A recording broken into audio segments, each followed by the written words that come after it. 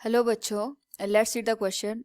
Two long current carrying thin wires, both wires with the current I are held by insulating threads of length capital L and are in equilibrium as shown in the figure. With threads making an angle theta with the vertical, if wires have mass lambda per unit length, then the value of I is g equals gravitational acceleration. Here we have given 4 options. Now to answer this question, first we will discuss here the key concept, and here the key concept is force between two current carrying wire. तो यहाँ पे जब भी हमारे पास दो current carrying wire given होती है, due to the magnetic field around them, दोनों के बीच में फोर्स लगता है, या तो अट्रैक्शन फोर्स लगेगा या तो रिपल्सिव फोर्स लगेगा.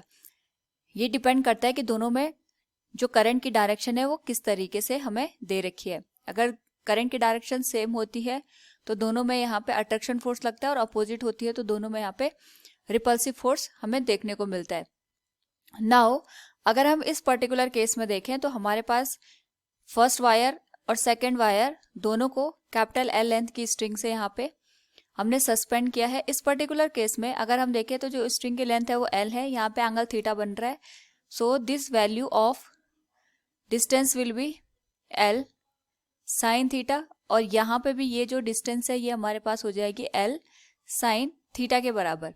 नाउ यहाँ पे हम कंसिडर कर सकते हैं द लेंथ ऑफ वायर, जो हमारे पास करंट कैरिंग वायर दे रखी है वो स्मॉल एल के बराबर हमें दे रखी है.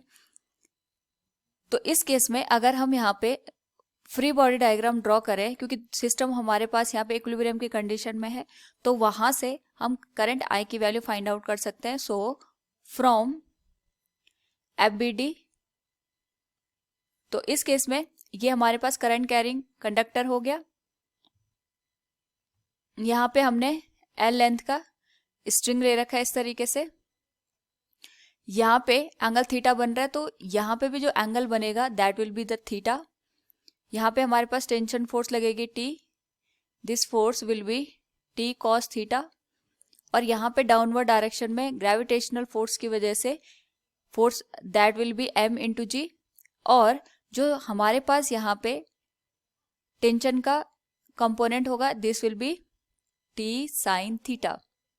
नाउ हमारे पास सिस्टम इक्विलिब्रियम की कंडीशन में है, so from here we can say जो टी कॉस थीटा की वैल्यू होगी that will be equal to M into ji.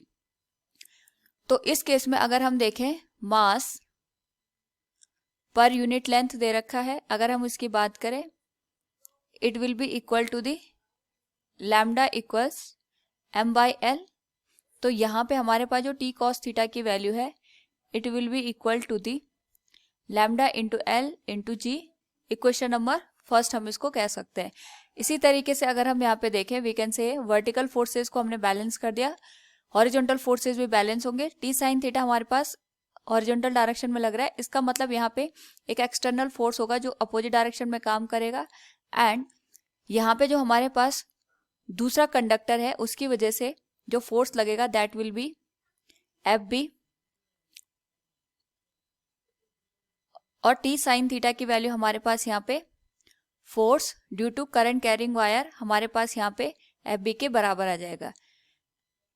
It will be T sine theta equals, जो हमारे पास यहाँ पे करंट कैरिंग वायर की वजह से मैग्नेटिक फील्ड जनरेट होता है, उसकी वजह से फोर्स एक्सर्ट करता है between the two current carrying wire. Suppose ये हमारे पास एक वायर ये है, दूसरी वायर ये है, इसमें I1 करंट फ्लो हो रही है, इसमें I2, तो दोनों वायर एक दूसरे पे फोर्स लगाएंगे.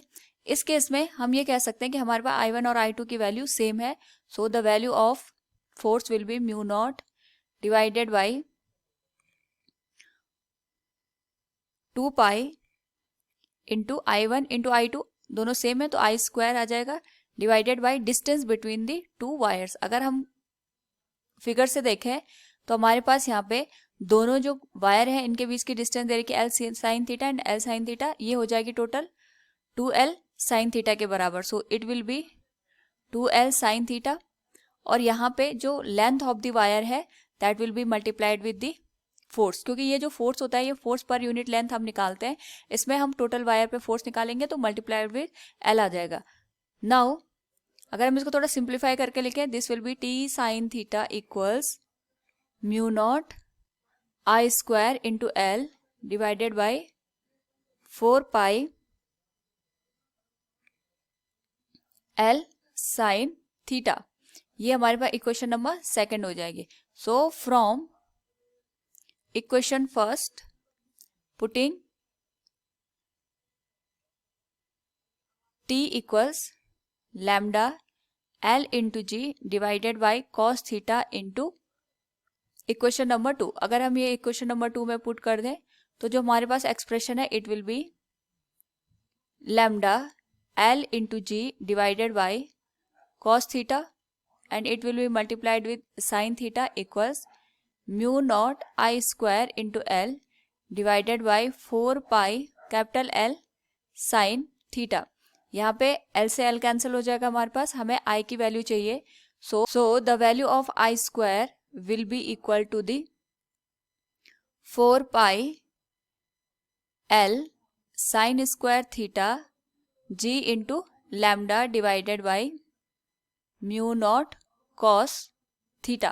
तो यहाँ से जो आई की वैल्यू है we can calculate it. It will be 2 sine theta multiplied with square root of pi into L into G into lambda divided by mu naught cos theta.